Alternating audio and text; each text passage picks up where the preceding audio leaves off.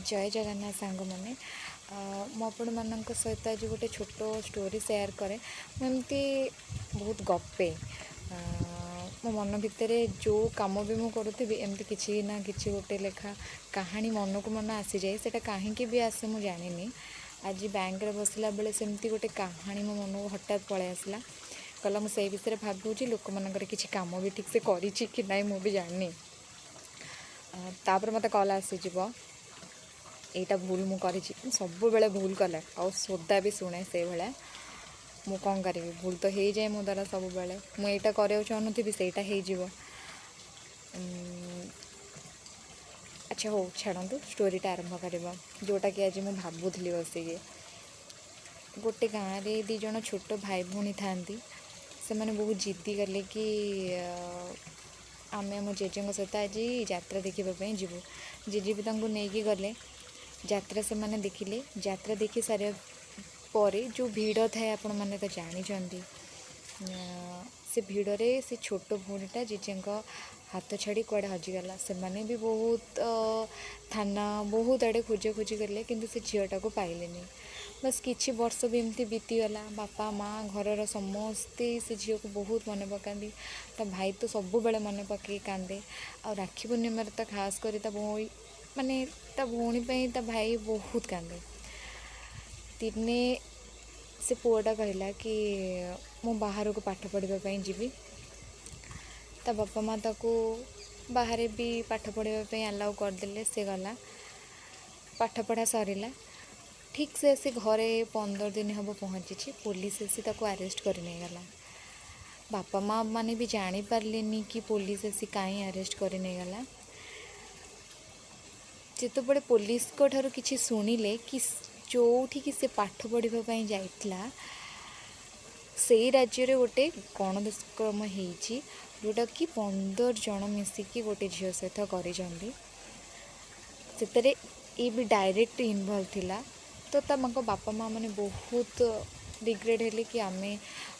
एमती पुओ को जन्म देचु समाज रे बहुत जन बहुत कथा कहले किंतु सबुठु शॉकिंग न्यूज़ थिला जेतबेले से झीटार डेड बॉडी चिन्हट है कि से गोटे अनाथ आश्रम रो झीटे से अनाथ आश्रम को गलापर से मैंने कहले कि आमे ताको एमती गोटे बस स्टैंड रो पाइथिलु प्रकृत परिचय आम तार कौन जानिनु बहुत खोजा खोजी कलापर ता प्रकृत परिचय मिलला जो 25 वर्ष तले जो झीटा हजि जाइतला से झीटा है सी ता बापा माँ माने बहुत कांदिले आउ सबुठु तो अधिका कष्ट पाइला ता भाई कारण सी जान नथिला कि सी जो ता सांग मान सहित मिसिकी जो झील को रेप करिछि सी है ता हजि जाइथिबा छोट बेलर भौणी अच्छा मत गोटे कथा कहतु एथे से पिलार कौन भूल से झीर कौन भूल कहार कौन भूल रहा बाकी ना समाज रे किछि भूल रहा कहीं ना केबे केबे भी गोटे पुओ निज भौणी भाया बाहर भौणी मानू कि बाहर झील मानू से भावेनी जदि से सेतिकी भाभी था ताहले ता भौणी तो नुहे से जो झीटा सांग मान सहित मिसिकी ता सहित एमती केबे करि न थांता तो आपण माने कहंतु प्रकृत रे कौन पुरुष समाज रे एमिति किछि पुरुष अछंती जो माने केबे भी भाबंतीनी कि ठीक अच्छे मुझे आपण मन कहबी कि आम जब समस्त को भौणी भावु ताले बाबू क्या अरे यार आपण मैंने भी जमती कहते सेमती कहीं ना कहीं झील थे भी बाहापी किंतु ता माने नुहे कि बाटरे घाटे जी जो गला बेले ताको आमे कमेंट पास करवा आम सब भाबा कि आमे आपको एमती कमेंट पास करुचे तो काली सकाळे आम भौणी भी बड़ हम ताको भी सेमती किए बाटर निश्चिंत कमेंट पास कर हाँ जो निज भौणी कथा पड़े ना भाई मैंने बहुत माने एग्रेसिव हो जाती आम भौणी के से एमती कहला ताहले आपण मैंने केमती अन्य झील मान बाट घाटे कमेंट मारंतु कि न मारंतु इंस्टा हो फेसबुक हो व्हाट्सअप डायरेक्ट व्हाट्सअप रे भी जदि कहार गोटे अन्य नंबर पड़े आसो ଭାଇ ତ କେମିତି ଗୋଟେ ଝିଅ ସହିତ କଥା ହେବାକୁ ଚେଷ୍ଟା କରନ୍ତୁ। ହଁ ମୁଁ ବି ମାନୁଛି ଝିଅମାନଙ୍କର ଭୁଲ ଅଛି। ଯଦି କଥାରେ କୁହନ୍ତି ନା କି ମୁଁ ଯଦି ମୋ ଆଡ଼ୁ ଠିକ୍ ରହିଯିବି ବାକି ବାହାର 5 ଜଣ କହିଲେ କ'ଣ ଅଛି। ଯଦି ଆମେ ଆମ ଆଡ଼ୁ ଠିକ୍ ରହିଯିବା ତ ଆମ ଉପରେ ବଢ଼ିକି କଥାବାର୍ତ୍ତା କଲେ କ'ଣ ଠିକ୍ ଅଛି କି ଭୁଲ ଅଛି। ତ ବାକି ମୋର ଏଇ ଛୋଟ କାହାଣୀଟା ଏଇ ଯେଉଁ ଆଜିକାଲି ଯେଉଁ ସବୁ ଘଟଣା ଘଟୁଛି ସେଇ ବିଷୟରେ ନେଇକି କିଛି ଥିଲା। ତ ପ୍ଲିଜ୍ ଯାହାକୁ ବି ଖରାପ ଲାଗିବ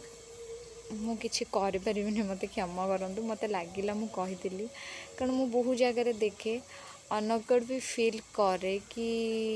ଯେତେବେଳେ ବାଟରେ ଘାଟରେ ଯାଉଥିବେ ଏମିତି ମକର ଫକର କି ଯେଉଁଠି ବି ବୁଲାବୁଲି କରୁଥିବେ ପିଲାମାନେ କମେଣ୍ଟ ପାସ୍ କରିଦିଅନ୍ତି। ନା ନା ନା ନା ମୁଁ ଏତେ ସୁନ୍ଦର ନୁହେଁ, ମୋତେ କମେଣ୍ଟ ପାସ୍ କରନ୍ତୁ କି ନ କରନ୍ତୁ। ମୁଁ ଦେଖେ ଝିଅମାନଙ୍କୁ କରିଦେଉଥିବେ,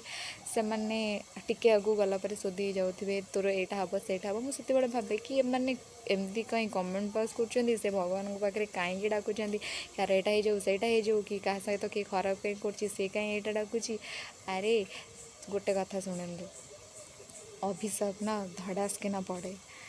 ତ ଏମିତି କିଛି କରନ୍ତୁନି କି ଯିଏ ଆପଣମାନଙ୍କୁ କହିବ ଆପଣମାନଙ୍କ ଉପରେ ପଡ଼ିବ। ଆପଣମାନେ ବି ତ କାହା ଘରର ଗୋଟେ କି ଯାହା ବି ହୁଅନ୍ତୁ ପୁଅ ଛୁଆ ହେଇଥିବେ। ତ ଏଇଟା ମୁଁ ସମସ୍ତଙ୍କୁ ଲକ୍ଷ୍ୟ କରି କହୁଛି, ଏସବୁ କାମ ବି ଯେଉଁମାନେ କରୁଛନ୍ତି ସେମାନେ ଜେଲ୍ ଯାଉଛନ୍ତି, ସମାଜରେ ଖରାପ ହେଉଛନ୍ତି। ତ ପ୍ଲିଜ୍ ଏଗୁଡ଼ା ସବୁ କରନ୍ତୁନି। ଠିକ୍ ଅଛି, ଆପଣମାନେ ଯେଉଁଠି ଘରେ କହିବେ କି ଆପଣଙ୍କୁ ଯିଏ ଏଫର୍ଟ ଦେଲା ଠିକ୍ ଅଛି, ଆପଣ ତାକୁ ଭଲ ପାଇପାରନ୍ତୁ ବା ହୁଅନ୍ତୁ, କିନ୍ତୁ କାହା ସହିତ ଫ୍ଲର୍ଟିଂ କରନ୍ତୁନି କି କାହାକୁ ଏମିତି ବାଟଘାଟରେ କମେଣ୍ଟ ବି ମାରନ୍ତୁନି। କାରଣ ଗୋଟେ କଥା ଭାବନ୍ତୁ, ସେଇ ଜାଗାରେ ଆପଣ ଭଉଣୀ ମାଆଙ୍କୁ ବି ରଖିକି ଦେଖନ୍ତୁ କି ଭବିଷ୍ୟତରେ ବି ଆପଣଙ୍କୁ ଯିଏ ବାହା ହେବ ସେ କାହାର ଜଣେ ଭଉଣୀ ଥିବ, ଆପଣଙ୍କର ସ୍ତ୍ରୀ ହେବ, ତାପରେ ଆପଣଙ୍କ ଛୁଆଙ୍କର ମାଆ ହେବ। ତ